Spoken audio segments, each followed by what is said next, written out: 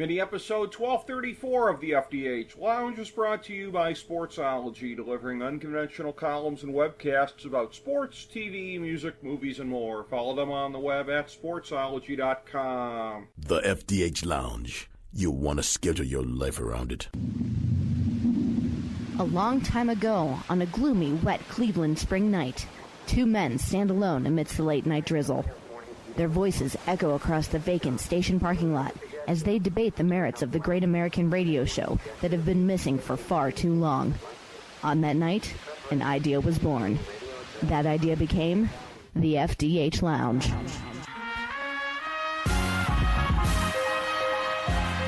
Welcome to the FDH Lounge. The match up next, Dr. Britt Baker. Speaking of rehab, she's going to need it. She was not in this match because she got grievously hurt on the previous edition of AEW Dynamite, which, again, not good for her career, but I'll tell you what, if ever there was anybody that was made for getting through a prolonged period of time here, I'm sensing back to those Randy News Network things in 2003 with Randy Orton. She will be an omnipotent presence on our screen during the rehab, doing her excellent character work, Jake Digman. Fear not, the best part of her act isn't going anywhere for the next year. Yeah, I agree. It's going to be fun to see what they do with her. Maybe they'll have her, once she's recovering, maybe have her do commentary. Maybe do those little doctor updates for Dr. Britt Baker. But as far as this match goes, if Dr. Britt Baker wasn't in it, I wasn't watching it. So that was my bathroom break match. I could care less about either one of those two. Well, I will say that the one thing I can anticipate is her struggling to the commentary on crutches, but still managing to clutch a Starbucks cup to give it to Tony Schiavone. I'm calling that one already. Yeah, that's going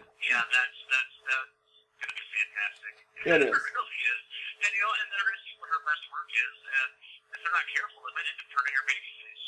Well, that's going to happen at some point. Like, she's one of these ones where, she's already borderline too funny to keep booing. They're going to have to watch that as they go along. Much like Jericho at certain times in his career where it was hard to keep him heel. He's gotten better at that in his old age, of managing to be obnoxious enough to where you still want to boo him. And, Britt Baker is being so entertaining in her role that it's borderline. It might backfire in that way. Penelope Ford was in this match, who I'm a big fan of. Never knew I had a real sunglasses fetish till Penelope Ford came along. But, she wears them well, shall we say. And she was in this match against the alien, Chris Statlander, which, in JR, at this point it's getting to be a shtick the way he's making fun of the gimmick and the Andromeda Galaxy. And there was a line in there that was pretty funny. I think Tony was asking her if she likes science fiction, and she said, no, I just like science. Well, that was kind of funny. You had to think about it a little bit. Yeah. But, it was, I'll tell you what, she is super athletic. Especially for someone of her height. And in terms of her moves. And, Penelope Ford is decent in the ring, but not on the same level. And they had a pretty good match. And this is another one, I alluded to it before with MJF. Like, you knew who was going over. The fact that Penelope Ford wasn't even on the card as of Wednesday, she's not going over Statlander. It'll be interesting to see, based on who the champion is now on the women's side, if they push Statlander straight into the title mix here, make it face versus face. But they would definitely be interesting and entertaining matches. I gave it 3 stars. I thought it was pretty good. The next one up was the match that I was the lowest on of the entire card, but this would not be a surprise to anybody because it's a throwaway match that they just booked on the fly Wednesday night. Shawn Spears, Dustin Rhodes. It was the whole thing of Shawn Spears calling him out. He was so cocky that he didn't even dress in his tights. He was out there basically in a quasi-suit type deal, and was out there and going to take the count-out victory. And Dustin comes to the ring, F's him up, strips him down pretty near naked, and then puts him away in the end. Really kind of a burial of Shawn Spears, the way that it went, but this is one of these things where, ever since the fact that he didn't come back from that match with Cody it's pretty clear that they brought him in for that to be a one-off sort of early big opponent for Cody to get past on his way up the ladder.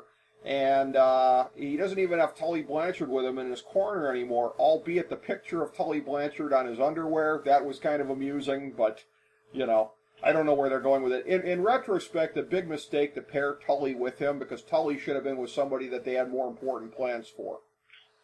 Yeah, and unfortunately for Sean Spears, it's kind of like a bigger reference there with Tully. It's like even Tully Blanchard was like, all right, I'm jumping off this stage ship because he thought they were going to do something big, and as you said, he doesn't think of that first shoot, and now it's been absolutely nothing, and he's just kind of, it's truly weird. He's in the same position that he was in the WWE.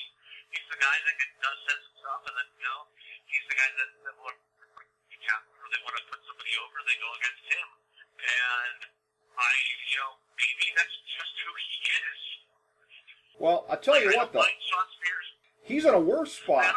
He's in a worse spot because at least the 10 gimmick was over. The 10 gimmick was really over. The 10 gimmick was over, and he actually could wrestle good matches. Now he's like doing nothing. He just shows up, and I thought this was going to be, the old bait and switch, where he called out Dustin Rhodes, and then maybe the viewing person showed up, or something happened, but no, just came out and kicked his butt, and that was it. Look out, okay. Well. Good for you, young whippersnapper. Well, get out there. And in terms of the shape of the promotion and where everybody fits in, I mean, he's not even like a heel gatekeeper anymore because he doesn't really mean anything. And they had to put Dustin over so that Dustin remains a babyface gatekeeper. Dustin's never going to beat anybody of any importance. He's just there to elevate the folks that are on their way higher up on the card, like how he put over Jake Hager on his way to the Moxley match. So this whole thing was like kind of a waste of time. Like how much we've been conditioned to believe at this point that Dustin Rhodes, they're not going to do the whole one big world title push before he retires. They're not going to do that with him. I would love to see that. And if done right, it could be done very, very well. Where the whole thing be like he's doing the whole last thing. His whole goal is to win the world title. And they do a whole push for Dustin, and he goes up against the world champion. He puts his career on the line. He gets the championship, and then he loses. This is like the most that's the most Dustin Rhodes thing ever. He's so close to being the world champion, and he believes, like, oh crap. Like, just imagine that person, like a heel MJF as champion. That story could actually work. Where he's like, okay, well, fine, Dustin, I'll put this on the line, but you've got to put something, your career, you're gone. And, and then all of a sudden, next thing you know, then MJF ends Dustin's career. And that's how you get him to taunt Cody to come back or whatever into the final. I literally just thought of that in 30 seconds. Dude, you just booked a genius storyline. That would be awesome. And the thing of it is, if they used, and I understand too, the whole sensitivity to the Jeff Jarrett comparisons with TNA and everything like that. They already knew Cody was going to be pushed near the top of the card. They didn't want to do it with both of them. I get that, but Dustin could have meant more at this point. Yes, I know he didn't mean much his last couple of years in WWE, and by couple of years I mean decade plus. But still, this is a guy that can go out there and cut a promo and say, I've been U.S. champion, IC champion, World Tag Team champion on multiple occasions. I've been there, I've done that, I've held every title, six-man title if they want to go that far back, but I've never been the world champion. He's got a career where he could say that and be that guy, but I think it might already be too late. If the Sean Spears win is the start of that, then this would mean something, but if they're not going in that direction, Jake, this was a complete waste. I agree with you. As far as, you just brought up, I can't see them doing something with Dustin. I just got to throw out there, hey, here's something you could do with them. But unfortunately, and it is something different and interesting, I think he's just going to be in the position where and I think he's just going to be that placeholder guy. That's going to be shooting with whoever, Brian Cage might get somebody to beat up on, or, Lance Archer gets somebody to get feedback. They just did that in the title tournament. Right. So it'll be interesting to see but Dustin's kind of a player coach at this point. He knows his role and what he's supposed to be doing in there. So, it'll be interesting to see where they go with it, but I am absolutely on board for a whole, kind of a la Ric Flair with Dustin Rhodes with the whole going for the title. He wants to go for the title, and that's his You know, that's the one thing he's never done, and then I just think it'd be this big tribute ending to Dustin Rhodes' career that he's so close, and he doesn't do it. And he doesn't win, and then that will somehow leads to a wiggle room to open the door to allow Cody to come and take out, MJF and overdo the stipulation, especially since it was MJF who cost the stipulation in the first place. Dude, I mean, we just sat here, and by we, I mostly mean you, and booked out something that would be pure gold if they went with it. But you have to take Dustin and use him for something because, again, we see what he could mean. He is still a guy who is capable of getting over and working that underdog role. Both him and his half-brother, they got their father's blood running through their veins. They know how to play the baby face. I mean, when I say that didn't really get to do anything in the WWE for the last decade plus, I guess I'm leaving out the Shield run in 2013. They were pretty awesome when they got the tag team titles from the Shield. That whole Rhodes Brothers storyline was really pretty good. But we'll see where they go with Dustin after this. We'll see if they use him for more than they have. I have my doubts. Next up was the women's title match. Nyla Rose, in the course of doing the introductions here, Jim Ross and see, I caught this, and I have the kind of mind I do to where I caught the thing of what would be a faux pas if I think more people stumble at it, but he was trying to make the case of Nyla Rose being so all-around tough, but he said something like, one of the toughest people there is regardless of gender. I'm sitting here going, wow. If you're not careful, there's a fill-in-your-own punchline kind of a deal. Yeah, that's the whole thing. And I mean, I'm actually friends with somebody, a good friend of mine is actually friends with Nyla Rose. Like, they actually knew each other from the gym and whatnot in Washington. So she told me, like, her actual real name, the story and everything and whatnot. I'm like, oh, that's cool. I don't know. It's just one of those, it's just weird. It's just one of those things. Like, I don't know. Like, okay, they didn't acknowledge that she's straight as on TV. They made no mentions of that whatsoever, other than that little jab Right. from Jailer. My question is that I think the answer, my answer is going to be yes. Do you think that the title change happened as a result of Hana Kanamura passing away, or was that always the plan? I believe that was always the plan because Kenny Omega is a League division, and he has an obsession with the Japanese. And I think, the unfortunate, untimely passing away of Hana had part to do with this also, because it kind of played up this being Austin for what it was. And I'm like, I don't really think it was that big. I get what they were trying to do. I just think the majority, unless you're a die-hard purist fan, the word got around because of it. I don't know. It was just one of those, like, I think they took a situation, a real-life situation, and trying to make it part of the show, and that's part of what wrestling is. I just feel like it was a waste of Nyla Rose.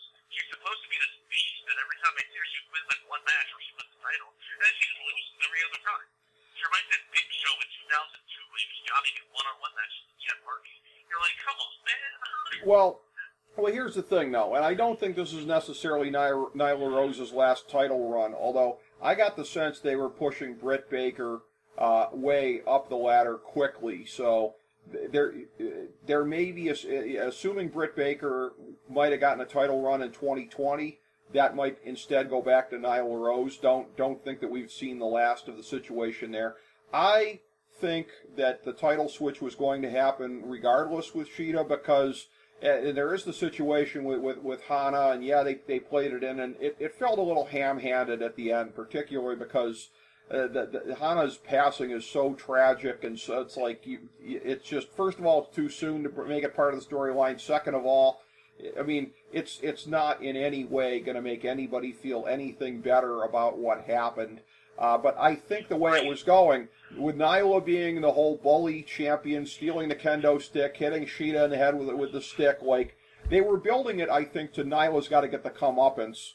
And so I agree with you. I think this is where they were going all along. The highlight to me of the match, and I was telling it, I had a little social distancing cookout with a couple of the FDH Lounge dignitaries a little earlier today, and I said this is one of the highlights of the card. I was explaining about the whole poker-themed type thing of the night. Nyla slamming Sheeta through the table and saying always bet on black is one of the great moments. That was pretty funny. I popped for that one. I was like, oh, man, that's good.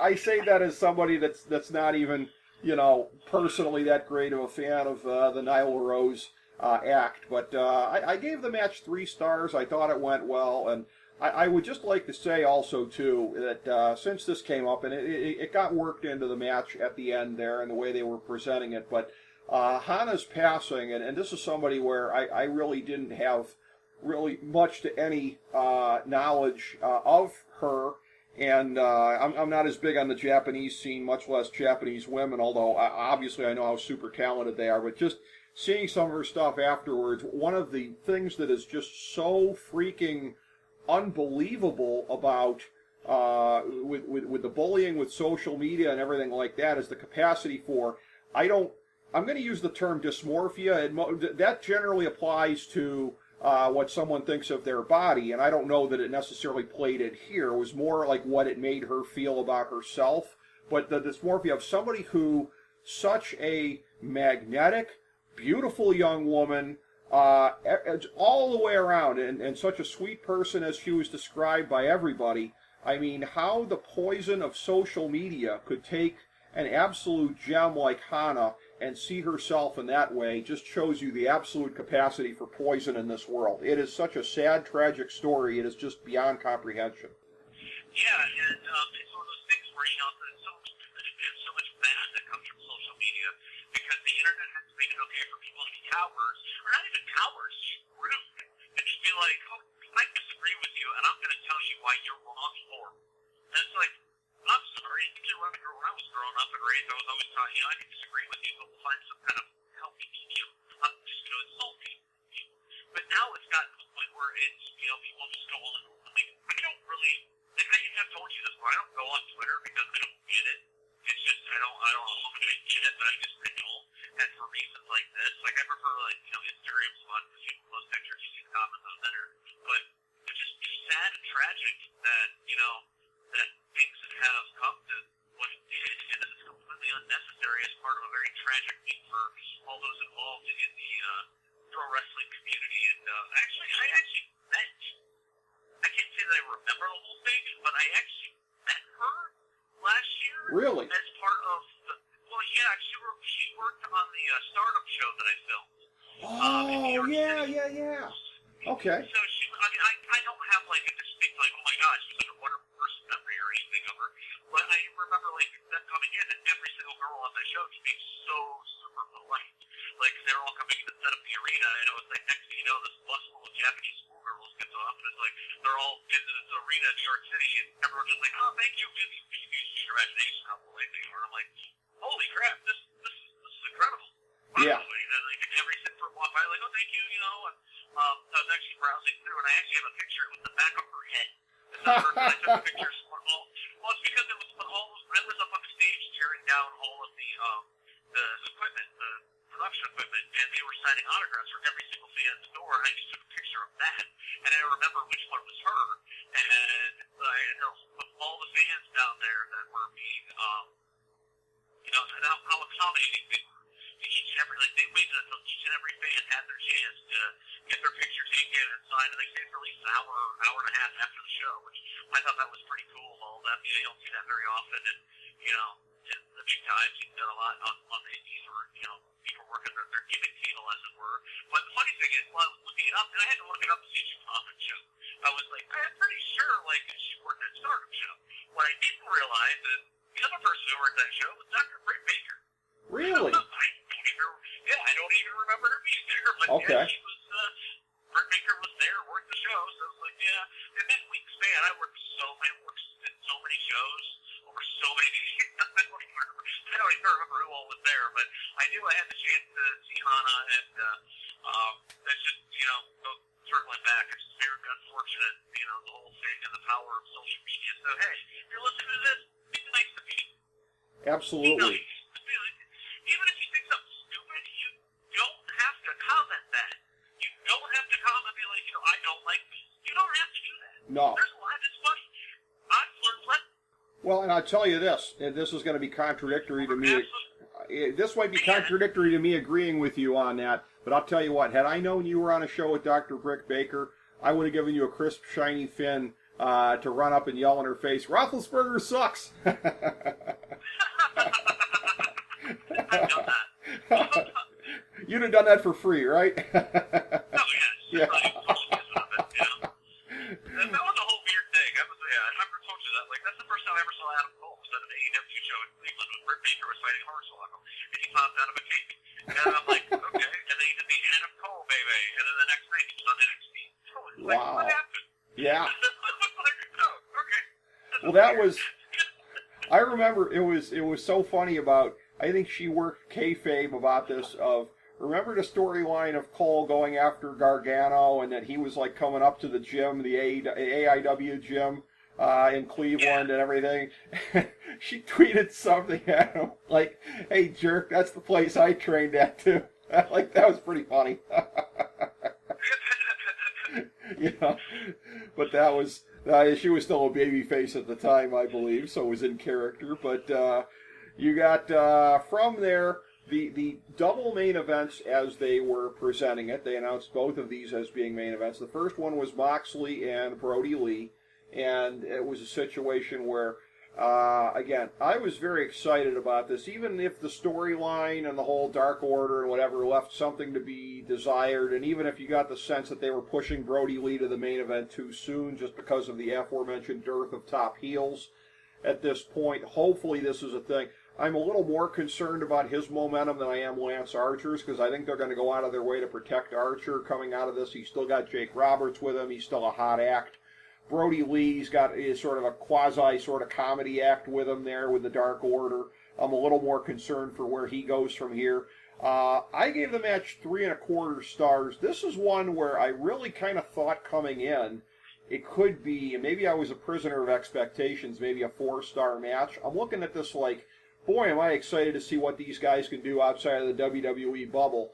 And it was a thing where I felt like it was more garbaged up than it needed to be, and it was a thing where, and I know Moxley likes working that style in a lot of his matches, but again, he's talented enough he doesn't need to rely on it. Brody Lee certainly is, because he's one of the best working big men, I would say, of the last 20 years. That's a guy, I've been so high on him, I was saying that if Brock Lesnar left in 2014, or 2015, if he had gone from WWE, I would have done whatever to put Paul Heyman with Luke Harper. That's what I would have done, and pushed him to the moon. I'm a huge Harper/Lee guy, but 3.25 stars. I thought it was a good match. Maybe I'm a prisoner of expectations. I thought with these guys, if they'd have trusted their capacity for wrestling a little bit more, I would have thought it could have been a little bit better. What'd you think? I agree with that. You know, I think it's one of those things where Moxley has to get the hardcore stuff in because he wasn't allowed to for so long. It kind of reminds me of the kid that, you know, is going to binge drinking because his parents were devout Christians going to church on Sunday. And that's kind of the idea of, you kind of hit the nail on the head there. And as far as with Brody Lee goes, I think Brody will be fine, only because, like, if you recall back a couple years ago where everybody got in trouble, got to beat the WWE because they all took the pictures posing, and like there was the Harper Flip Club, and one of those guys in there was Jericho. Like, Reigns was in that picture with a whole bunch of dudes. I know Jericho's big on Brody Lee. I know that the Bucks know him, and like everybody at Pop is, you know, he's got all the chops. He'll be fine. He just needs to get. I finally figured out he needs to get rid of this whole Dark Order gimmick, which was there before he even got there. Right. He wasn't the intended person for it, and the gimmick is so bad. The original guys that are on it aren't even on it anymore because they're stuck in Canada. So it's like, I don't know. I look at it. I finally figured out. You'll appreciate this. I finally figured out who this gimmick reminds me. Who? The carpet cleaning cult on Seinfeld. Oh my God. And I'm like, what are you doing? You're like, the whole world is made of carpets, and we should be there to clean it. That's what they remind me of. I'm like, and they're just like these people. I'm like, it doesn't really matter. They don't really, you can't really draw any sort of attachment to it. The guy just shows up one day and it's like, you're following me now. Okay. Yeah, so they kind of backed themselves into a corner of where they were going to go with it, and they needed to have someone to honestly, I think this would have gotten a better response if it was actually like crowd there, like Yeah. fans. I think it might have had a splitness on that that could have had an effect on it. I'm not so sure if it was done. I'm not so sure about blood during the time of coronavirus. I'm not really a big fan of that. I don't think Yeah. that's necessary right now. So, I mean, I guess the right guy went over. Just because if Brody Lee would have come in just as Brody Lee and not as the insulted one and the carnival morons, it Right. probably would have been. If he would have come in here like, hey, I want to show what I can do. I've been held back in groups and cults, but the first thing you do is put him in a group when he comes in. So he wasn't, like I said, the character was there, and then they hired the performer. You know what? They knew the gimmick. You're making me want to see something. Fall into it. Jake, you're making me want to see something now. You're bringing up Seinfeld here. You know what Seinfeld character I want to see him do? I want to see his reaction to this title loss on the next AEW Dynamite. I want to see a skit where he is eating a Snickers with a knife and a fork. I want that to be his reaction. That would be great. Oh, yeah, so those and maybe conclude the skit by having him say to one of the members of the Dark Order, "Thanks for mutton." Just make him Seinfeld guy. Make a Seinfeld guy. There we go. So he's like, never say the time I met Luke Harper or Brody Lee. Wasn't it in the beer line somewhere? Didn't you say you met him in the beer line? Yes. Yeah. Yes, I met him at UFC, whoever one defended the title and CM Punk fought at. In Cleveland. I forget the 148 maybe. I don't remember now. I think the numbers jumbled together. But it was UFC in Cleveland back in 2016. And CM Punk was the go-ahead live main event, and then CJ defended the title against Wolverine in the main event. And I'm pretty drunk. I'm feeling pretty good, and we've been pretty even and whatnot. It's late night. And I go out to the line to get a beer, and Brody Lee's in line next to me. And I don't know what to say to him. So I look at him, and I'm like, hey, did you used to wrestle down at the Nautica Pavilion? I did fight shows down there. And he looks at me and goes, no. I'm like, are you pretty sure? I'm pretty sure you wrestled Kevin Nash down there. He goes, no. I go, do you think CM Punk's going to win tonight? He goes, I don't know. And that was our whole conversation. I didn't say hello to him. I just started talking to him like we were old friends. And he looked at me like, who the hell is this guy? Well, and here's one of the things too is that, and again, they're going to have to address what I was talking about before about something of an imbalance right now with top heels versus top faces. But I'm questioning whether, and maybe they had to bring him in, on the heel side in that way. But he's a guy where, and I don't mean any disrespect whatsoever to Lance Archer or some of the other guys, that you might be thinking of. MJF clearly should always stay a heel in the promotion there, but I just so many people, and this is a promotion that's geared a lot towards smart fans, right? Guys like me and you who know how awesome he is. I wonder if that's not going to be an impediment at some point. This guy's too awesome to boo, and where maybe his real ceiling might be as a rugged Mick Foley type babyface, ass kicker type guy that the fans are behind. I wonder if that might not be the ultimate destination, assuming they have enough heels to carry that side at some point. I assume that's what they're going to bring him in as. Since they brought him in as what he was before. Instead of being a cult match, he moved up to cult leader. And I was like, well, that's just dumb.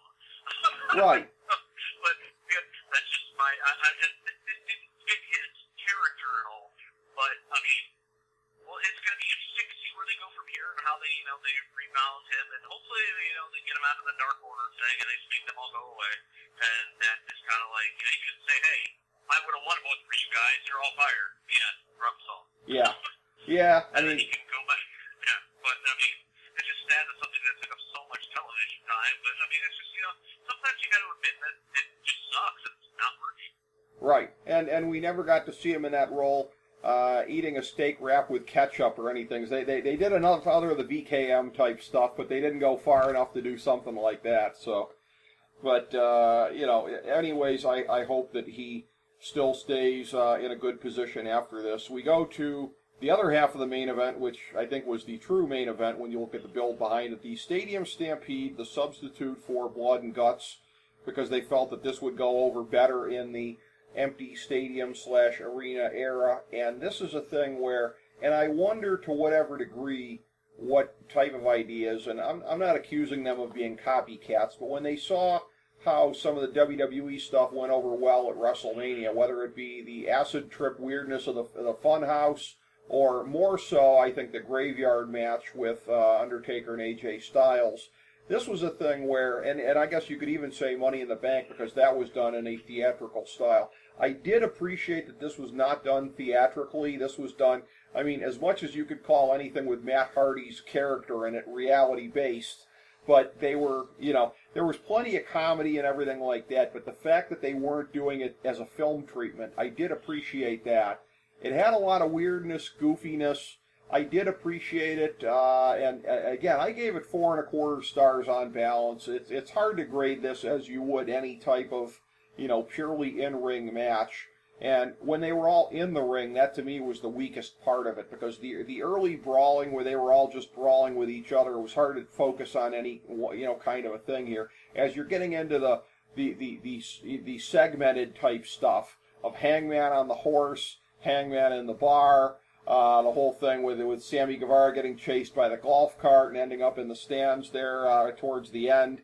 To me, it was the individual moments. Matt Hardy in the Lake of Reincarnation, or wherever the hell it was, like the individual moments to me. Yeah, like that's what made it shine. I would really hate to see what happens whenever Matt Hardy takes a shower, because his personality's got to be flipped around right and left. Must be something in the water at the compound, huh? Must be. Now, when they did the whole thing, I'm like, this is stupid. But then they popped because of E1. I popped. And I still thought it was stupid, but I popped. Well. I was like, that's dumb. What's Cornette going to have to say about this match, do you think? Well, Cornette's going to shit on this show whenever it can. That's the only thing he's going to like. Everything else he's going to hate. I mean, yeah. The one thing from this match that I got, like, I became a bigger fan of Adam Page, Hangman Page. I like that Hangman Page came out on the horse. It was like, I liked the inner circle coming into the wall entrance, and then cleverly using the cheerleader as fans, I guess. I thought that was pretty cool. They had the way around in 3 inches out there. Now, was the crowd in Bailey's place the ones chanting, or they just piped in, like, crowd noises? Piped in because they filmed it Friday night. It was pre-filmed, Meltzer said. So in that sense, it was like how WWE did their stuff with pre-filming it. But it was, I mean, do you get the distinction that I'm talking about here as far as how it was treated? It was pre-filmed, but it was not treated as a movie the way that was, the way that Lucha Underground was so often. Lucha Underground matches weren't, but Lucha Underground backstage was certainly supposed to be like a movie. The fact that this wasn't treated that way, like I said, any match that's got Matt Hardy's character in it alone, it's hard to call too reality-based. But they went in at least a moderately more reality-based direction than the WWE with this kind of stuff, and I thought it worked better. I agree. I thought that it worked a lot better. Again, Matt Hardy stuff aside, a little bit more of the believability to it, and it was just cool to get them roaming around the football field. The only thing that I thought that would have made this match a little bit better, in my opinion, or made it flow better, is if it was an elimination match. Because it makes no sense. Okay, I'll tell you the thing that I absolutely hated, and I mean hated it. The stupid front suplex for 100 yards. Yeah. Why did you just pin it? Like, you literally just think that just like shit all over everything. Other than that, I'm like the whole thing that they're doing and calling a penalty, I'm like, okay. If they'd have done 10 yards or whatever, give the whole idea that he's going from one side to the other, maybe this might be corny right here. I'm right. Like, just don't move. There's no point in it. Right. And then all of a sudden Guevara just gets back up, yeah. That, I didn't really like too much. I kind of knocked it down, my overall enjoyment down a little bit. I thought that spot was unnecessary. They could have just done the whole thing, just to the ending, and done the whole penalty. And as stupid as that was, I didn't care about that. It's not very much the whole idea that Matt Jackson or whichever one did the front suplex. I'm like, yeah, come on, if you're trying to win, then just did it. Like I said, I enjoyed the Hangman Page stuff where he rides off and goes to the bar. He's not here for the match. He just shows up for part of it, goes to the bar, and he's like, he looks at Hager's like, here to fight, here to drink. Yeah. Well, and then, like, he has a shot of whiskey with Hager, and then they end up fighting, like, barroom style. That was pretty good. I can already that hear, was fun. I can already hear it now that Cornette is going to be crapping on the, whichever of the Jacksons it was off the goalpost with the whole, and again, a match like this, you can't be sitting there like Nicky Nitpicker on exposing the business, Right, but the whole thing of everybody making sure they catch him as he comes off of the goalpost instead of dispersing as any sane person would. Come on. Yeah, that's just part of, unfortunately, that's the biggest part of wrestling now, that everybody just does that. They just either on a wage, you just kind of have to accept that this is what it is. Right. It was pretty cool to see Goose back. That was less offensive than the stupid suplex spot thing. But, the finish with Omega was the one-wing beat, so it reminded me of the dude who jumped to play on Monday Night Football against the football. You remember that? Oh, yeah. That's what it reminded me of. Yeah. Well, and props to both of them for this, because it was an incredible finish. It was one where, not for the faint of heart, to be sure. I mean, I know they had to have the thing gimmicked all to hell at the bottom, but man, that still had to hurt / be very, very scary for the amount of height that was involved in that. They already tipped it off in advance as to how they're going to get their heat back / Jericho have an excuse. The whole thing where it was funny about how him and Aubrey Edwards did the thing about the under the hood with the replay and call a penalty and should there be a penalty, like, or the pinfall, was it a 3 count? I think that was part of it as well. So they already it was a comedy spot. Oh yeah. I mean, that was kind of funny. Just because you're in a football stadium, you're going to challenge the play. I mean, that was kind of, that was pretty good.